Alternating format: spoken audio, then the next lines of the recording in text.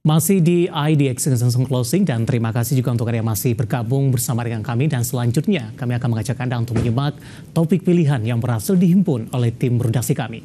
Di mana pemirsa pada bulan Juni ini dua perusahaan jasa keuangan global yang terkemuka mendowngrade peringkat investasi pasar modal Indonesia. Awal pekan lalu Morgan Stanley menurunkan peringkat investasi pasar modal Indonesia menjadi underweight. Nah, kini giliran HSBC Holding PLC juga memangkas rating saham Indonesia dari overweight menjadi netral. Peringkat saham Republik Indonesia diturunkan oleh Morgan Stanley menjadi underweight sejak awal pekan lalu.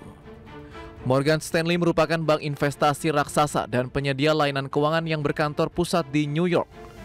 Morgan Stanley sendiri merupakan pecahan dari bank terbesar dunia JP Morgan. Saat ini Morgan Stanley telah menjadi salah satu bank investasi terbesar dan paling berpengaruh di dunia. Seiring dengan penurunan peringkat investasi di pasar modal Indonesia ini, IHSG terus melemah diiringi aksi net sell asing. Tak hanya Morgan Stanley, kini giliran HSBC Holdings PLC juga memangkas rating saham Indonesia.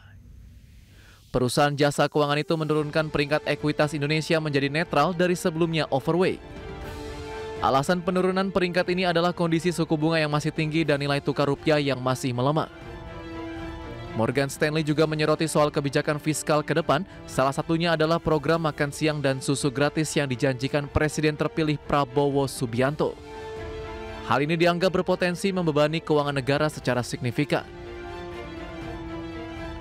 HSBC mengatakan, indeks harga saham gabungan telah turun lebih dari 7% dari level tertingginya. Keluarnya dana asing juga membuat IHSG kian tertekan. Adapun hari ini di tengah sentimen tersebut, IHSG Kamis masih bergerak menguat melanjutkan kenaikan Rabu kemarin ke atas kisaran level 6.950-an. Penguatan juga kembali ditopang saham big caps khususnya perbankan seperti BBRI, BMRI, BBCA hingga BBNI yang masing-masing bergerak menguat antara 2% hingga 3% pada perdagangan sesi 1 hari ini.